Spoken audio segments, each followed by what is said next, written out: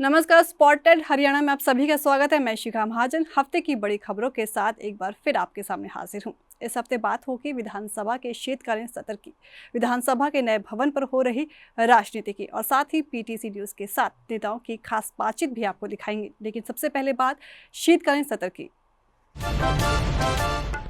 विधानसभा का शीतकालीन सत्र 19 नवंबर तक चलेगा। 2 दिन तक सत्र बीत चुका है और इस दौरान राज्यपाल के अभिभाषण पर चर्चा हुई। चर्चा के दौरान जहां विपक्ष ने तमाम मुद्दों पर सरकार को घेरने की कोशिश की, तो वहीं सीएम नायब सिंह सैनी ने विपक्ष के तमाम आरोपों पर खुलकर जवाब दिया। देखिए रिपोर्ट।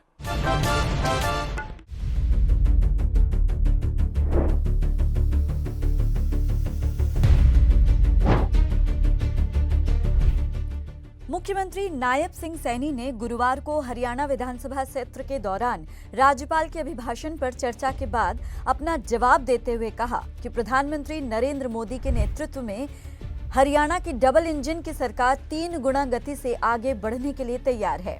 विकसित भारत में निश्चित तौर पर हरियाणा का बड़ा योगदान और पहचान होगी। सीएम ने कहा कि विधानसभा चुनावों में बीजेपी की जीत किसान, पहलवान, गरीब, वंचितों, बुजुर्गों और युवाओं की जीत है। उन्होंने विपक्ष पर निशाना साधते हुए कहा कि कुछ लोग जनता के फैसले से पहले ही सरकार बनाकर बैठे थे, मंत्रालय तक बंट गए थे। वे वहम में थे, लेकिन जनता ने उनका हिसाब बराबर कर दिया। आज इस महान सदन में माननीय राज्यपाल महोदय के अभिभाषण पर धन्यवाद करने का अवसर मिला है। माननीय अध्यक्ष महोदय, सबसे पहले इस सदन के माध्यम से हरियाणा परिवार के मेरे 2 करोड़ 80 लाख लोगों का धन्यवाद करता हूं, उनका आभार व्यक्त करता हूं जिन्होंने ऐतिहासिक रूप से तीसरी बार हमें हरियाणा की सेवा करने का नॉन स्टॉप मौका दिया और हमारे ऊपर विश्वास जताया है। माननीय अध्यक्ष महोदय, यह जीत साधारण जीत नहीं है। यह जीत हरियाणा के विकास का नया अध्याय लिखेगी। जो विश्वास जनता ने हमारे ऊपर जताया है, वह विश्वास सरकार के 10 सालों के कामों के साथ साथ हमारी नीति, नियत और नेतृत्व पर भी है। सीएम ने नौकरियों से अधिकारियों की बर्खास्तगी से लेकर महिला थानों, महिला कॉलेजों, नेशनल हाईवे का निर्माण, बढ़ती महंगाई, सरकारी कर्मचारियों को महंगाई भत्ता देने जैसे तमाम मुद्दों पर सदन में खुलकर अपनी बात रखी। सीएम ने दावा किया कि हमारे समय में कांग्रेस के मुकाबले महंगाई आधी रही है। मुख्यमंत्री ने कहा कि राज्य में डीएपी की कोई कमी नहीं है। विपक्ष के नेता अपनी राजनीतिक रोटियां सेकने के लिए डीएपी की कमी की अफवाहें फैला रहे हैं, जबकि सच ये है कि इस साल राज्य सरकार ने पिछले साल से भी अधिक डीएपी किसानों को दिलवाई है और जितनी भी और मांग किसी भी किसान की होगी, उसे समय रहते पूरा कर दिया जाएगा। उन्होंने विपक्ष पर निशाना साधते हुए कहा कि प्रदेश में डीएपी की मांग कांग्रेस सरकार में लगातार बढ़ती रही, लेकिन उन्होंने इसको पूरा करने पर कभी ध्यान नहीं दिया। आपको मैं ये बताना चाहता हूँ, किसानों के हिस्से की खाई खाद अब बेमौसम बांटी जा रही है। ये अखबार ने लिखा है, तब के अखबार ने लिखा है। और खाद लेने के लिए पसीना बहाना पड़ रहा है किसानों को, ये ट्रिब्यून ने लिखा है उस टाइम में। हर वर्ष एक भी वर्ष ऐसा नहीं है माननीय अध्यक्ष जी, जिस वर्ष के अंदर किसानों को डीएपी लेने के लिए लाइन में लगना पड़ा हो, लंबी लंबी लाइनें लगी। मुख्यमंत्री ने कहा कि हमारी सरकार ने पिछले 10 वर्षों में लगातार डीएपी के विषय का ध्यान रखा है और हर साल किसानों को पर्याप्त डीएपी उपलब्ध करवाया है। सरकार ने डीएपी की कालाबाजारी करने वाले लोगों के खिलाफ भी सख्त कार्रवाई की है। सीएम ने कहा कि इस साल प्रदेश में 185 छापे मारे गए हैं, 105 कारण बताओ नोटिस जारी किए गए हैं, 21 लाइसेंस निलंबित किए गए हैं, 8 लाइसेंस रद्द किए गए हैं और 7 एफआईआर दर्ज की गई है और 16 मामलों में बिक्री रोकी गई है। हैरानी की बात है माननीय अध्यक्ष जी कि पिछले वर्ष से 32% अधिक डीएपी हमने जज्जर में गीता जी के यहाँ पर दिया है, परंतु धन्यवाद नहीं किया। भी पिछले साल इतना था, अब की बार इतना आ गया। हम धन्यवाद करते हैं सरकार का, क्रिटिसाइज किया है। मुख्यमंत्री ने कहा कि रबी सीजन 2024-25 के दौरान हरियाणा को कुल 11,20,000 मीट्रिक टन यूरिया आवंटित किया गया है। अभी तक 6,57,731 मीट्रिक टन यूरिया राज्य में प्राप्त हो चुका है। राज्य के विभिन्न जिलों में 4,04,742 मीट्रिक टन यूरिया अभी भी उपलब्ध है। हरियाणा राज्य में यूरिया की कोई कमी नहीं है। सीएम ने कहा कि साल 2005 से 2014 तक किसानों को फसल खराबे की कुल 1158 करोड़ रुपए की राशि दी गई, जबकि वर्तमान राज्य सरकार ने वर्ष 2014 से लेकर अब तक 14,860 करोड़ 29 लाख रुपए की राशि क्षतिपूर्ति और नुकसान की भरपाई के रूप में किसानों को डीबीटी के माध्यम से उनके खातों में दी है। मुख्यमंत्री ने जींद में किसान की मौत पर शोक जताया, साथ ही किसान की मौत को लेकर हो रही राजनीति पर भी चिंता जताई। सीएम ने दावा किया कि मृतक किसान का मामला डीएपी खाद से जुड़ा बिल्कुल नहीं है। वो मानसिक रूप से परेशान चल रहा था, लेकिन दुख की बात है कि कुछ लोग किसान की मौत पर दुखी न होकर उसका राजनीतिक लाभ उठाने की कोशिश कर रहे हैं। हमारे माननीय हुड्डा साहब जी और माननीय अशोक अरोड़ा जी, रघुवीर कादियान जी ने तो बहुत ही मार्मिक, और आदित्य सुरजेवाला जी ने तो बड़े मार्मिक तरीके से इस विषय को उठाया। आदित्य सुरजेवाला तो कह रहे, कहा कि मैं घर भी जाके आया हूँ, बच्चों को भी मिला हूँ, बच्चों से भी बात की है। देखिए, हमारी सरकार का, हमारी पार्टी का उस परिवार के साथ जो घटनाक्रम हुआ है, उसके अंदर हम उनके दुख के अंदर शामिल हैं। मुख्यमंत्री ने कहा कि वर्ष 2023-24 में पराली न जलाने के लिए 1,000 रुपए प्रति एकड़ की दर से 120 करोड़ रुपए की राशि 1,10,000 किसानों को दी गई। इस साल 11,21,000 एकड़ भूमि का किसानों ने अब तक रजिस्ट्रेशन करवाया है। पंजीकरण के लिए पोर्टल 30 नवंबर तक खुला है। दिसंबर के पहले हफ्ते में सभी किसानों को 1,000 रुपए प्रति एकड़ की दर से राशि का भुगतान कर दिया जाएगा। सीएम ने कहा कि इसके अलावा गौशालाओं में पराली की गठरों की ढुलाई के लिए 500 रुपए प्रति एकड़ दिए जाते हैं। एक गौशाला को अधिकतम 15,000 रुपए की राशि दी जाती है। उन्होंने सदन में सदस्यों को पराली पर राजनीति न करने का भी अनुरोध किया। सीएम ने अपील की कि सदन का हर सदस्य अपने इलाके में किसानों को समझाएं कि वे सरकारी योजनाओं का लाभ उठाएं और पराली न जलाएं। पराली ना जलाए, आप भी उतना प्रयास करेंगे, हम भी उतना प्रयास करेंगे। गंभीर विषय है, सबके सहयोग से होगा ये। हाँ, इसके अंदर माननीय सुप्रीम कोर्ट क्योंकि इन्वॉल्वमेंट है, वो देख रहा है कि पराली ना जले। माननीय अध्यक्ष जी, हम किसानों की मजबूरी से निकालने के लिए हर संभव प्रयास कर रहे हैं। सीएम ने कहा कि प्रदेशवासियों की जान और माल की सुरक्षा सरकार की सर्वोच्च प्राथमिकता है। इस संदर्भ में किसी भी व्यक्ति से कभी भी कोई भी शिकायत हासिल होती है तो उस पर राज्य पुलिस को तुरंत सख्त कार्रवाई करने के निर्देश जारी किए जा चुके हैं। उन्होंने सदन में आंकड़े साझे करते हुए कहा कि वर्ष 2005 में प्रदेश में 784 हत्याएं हुई थी। वर्ष 2014 में 1106 हत्याएं हुई थी। इस तरह कांग्रेस के 10 साल में प्रदेश में हत्याओं के मामलों में 3.5% वार्षिक वृद्धि हुई। वर्ष 2023 में हत्याओं की संख्या 1056 थी, जिसका मतलब ये है कि वर्तमान राज्य सरकार के 10 सालों के कार्यकाल में हत्याओं में वृद्धि नहीं हुई, बल्कि 0.51% की कमी आई है। वर्ष 2023 में हत्याओं की संख्या 1056 थी। इसका अर्थ कि हमारे 10 वर्षों के कार्यकाल में हत्याओं में वृद्धि नहीं हुई, बल्कि 0.51% की कमी आई है। मुख्यमंत्री ने कहा कि राज्य सरकार 8 अक्टूबर 2024 से ही अपने वायदे पूरे करने में जुट गई है। 11 अक्टूबर को कर्मचारियों की दुर्घटना बीमा राशि को 30 लाख से बढ़ाकर 50 लाख रुपए कर दिया गया। कर्मचारियों के परमानेंट टर्म इंश्योरेंस को 2 लाख से बढ़ाकर 4 लाख रुपए किया गया। 14 अक्टूबर को प्रदेश में आंगनबाड़ी कार्यकर्ताओं के मानदेय में 750 और सहायिकाओं यानी हेल्पर्स के मानदेय में 400 रुपए मासिक की बढ़ोतरी की गई। 17 अक्टूबर को सरकार के शपथ ग्रहण के पहले 26,000 पदों की भर्ती का परिणाम घोषित करके प्रदेश के युवाओं को सरकारी नौकरियां दी गईं। Bureau input, PTC news, Haryana.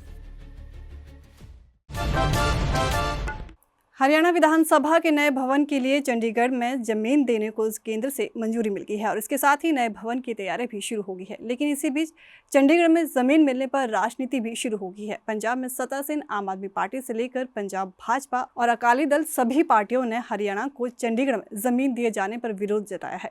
तो वहीं हरियाणा सरकार ने सख्त लहजे में सभी बयानों पर जवाब दिया है। देखिए रिपोर्ट। हरियाणा दी सांझी राजधानी बनाया गया सी, यूटी बनाया गई। उस टाइम ये गल की गई सी कि ये सिर्फ टेम्परेरी है। चंडीगढ़ तुम्हारा तब है जब तुम हिंदी भाषी क्षेत्र हमें ट्रांसफर करते हो। चंडीगढ़ पंजाब ਨੂੰ ਤਾਂ ਕੀ ਦੇਣਾ ਸੀ, ਉੱਥੇ ਹੁਣ ਉਹਨਾਂ ਦੀ ਨਵੀਂ ਵਿਧਾਨ ਸਭਾ ਬਣਾਉਣ ਲੱਗੇ ਨੇ 10 ਏਕੜ ਦੇ ਵਿੱਚ, ਤਾਂ ਫਿਰ ਇਹਦਾ ਮਤਲਬ ਤਾਂ ਪੱਕਾ ਦਾਵਾ ਹੀ ਬੋਲਿਆ ਜਾ ਰਿਹਾ कि वहाँ हम विधानसभा नहीं बनने देंगे। क्यों भाई, हमारा हक नहीं है क्या? यहाँ पे हमारा हक है चंडीगढ़ के ऊपर। हरियाणा की नई विधानसभा के लिए चंडीगढ़ में जमीन देने को लेकर घमासान मच गया है। हरियाणा में भाजपा की सरकार है, इसके बावजूद पंजाब के भाजपा प्रधान सुनील जाखड़ ने इस पर विरोध जताया है। जाखड़ ने सीधे प्रधानमंत्री नरेंद्र मोदी से इस मामले में दखल देकर जमीन की अलॉटमेंट रुकवाने की मांग की है। पंजाब की आम आदमी पार्टी, कांग्रेस और शिरोमणि अकाली दल ने भी इस पर विरोध जताया है। रुख हरियाणा का करते हैं, जहां सबसे पहले मुख्यमंत्री नायब सिंह सैनी की इस पर प्रतिक्रिया क्या है वो आपको बताते हैं। उन्होंने कहा कि चंडीगढ़ पर हरियाणा का भी हक है।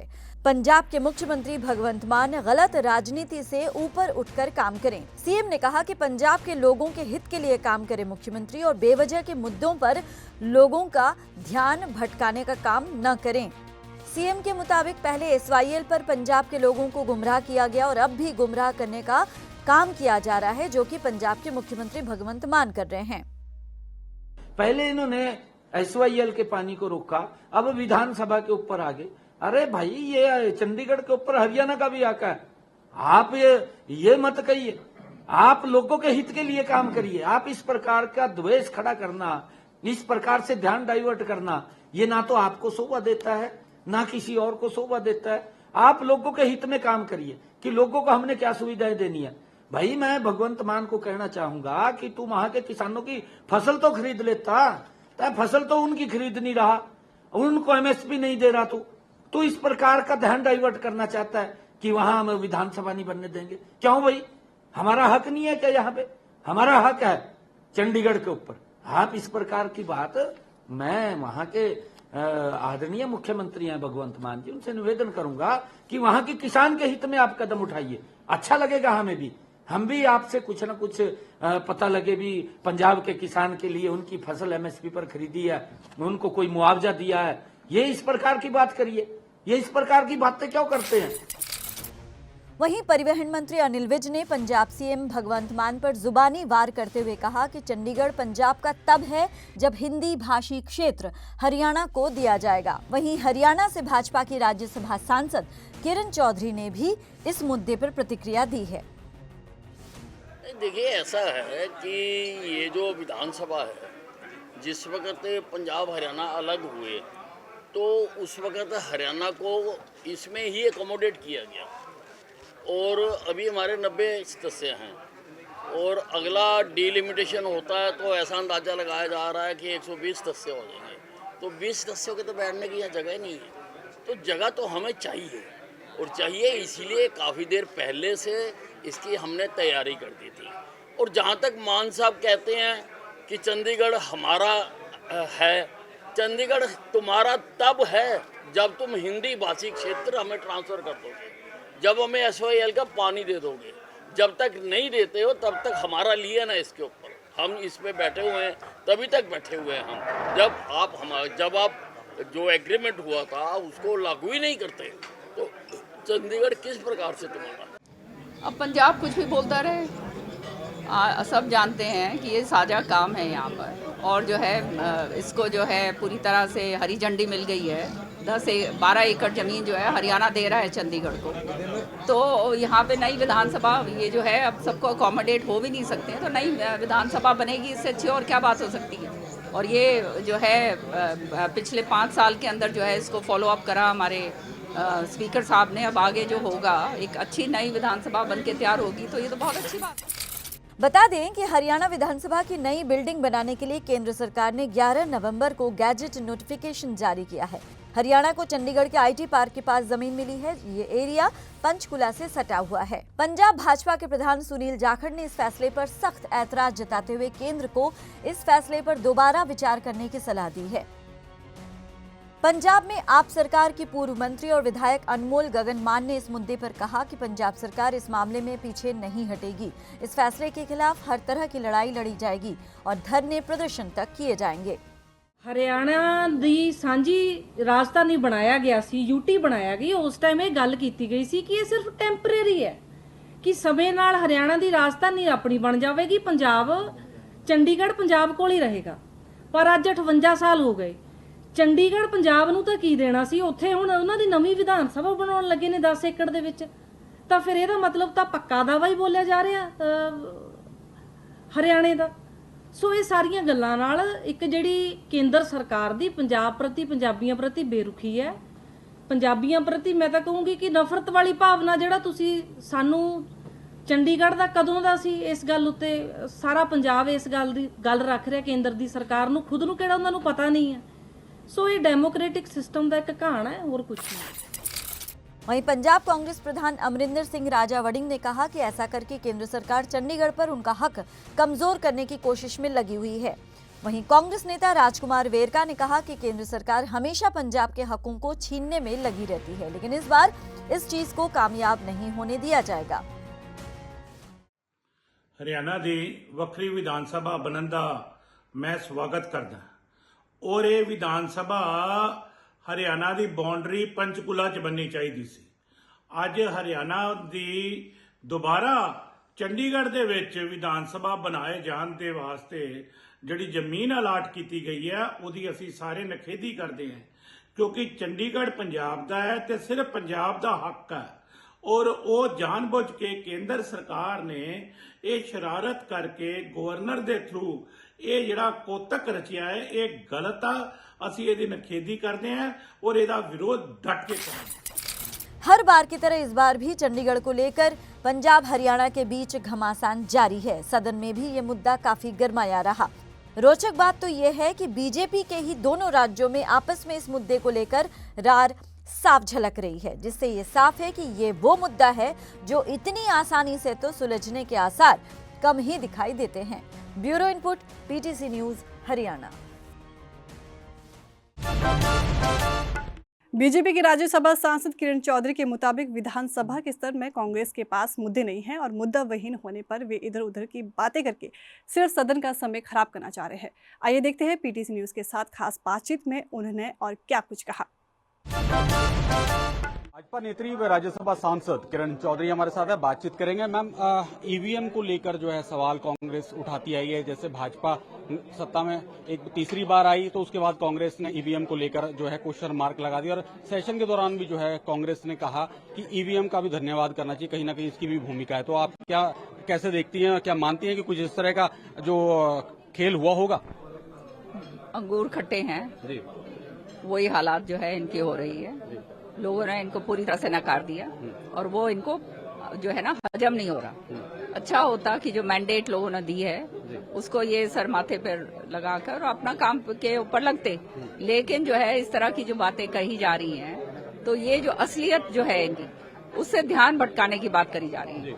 सारी जनता जो है उसने देखा क्या हालात थे हरियाणा के अंदर, किस तरह से क्षेत्रवाद था, किस तरह से भ्रष्टाचार, व्यापक भ्रष्टाचार था, उसको पूरी तरह से जो है और जो है जाति जो है हर तरीके से जो है ये काम जो है जो इनके थे क्षेत्रवाद के, हमारे को तो हमारा अपना पता है भिवानी का क्या हाल कर रखा था, तो जनता ने इनको नकार दिया है और वो जो है इनको समझ आनी चाहिए और अपना काम करना चाहिए। लेकिन ईवीएम के बाद कहने का मतलब ये है कि केवल और केवल ध्यान भटकाओ ताकि जो असलियत के अंदर जो जिम्मेदार हैं उनकी जिम्मेदारी तय ना हो पाए।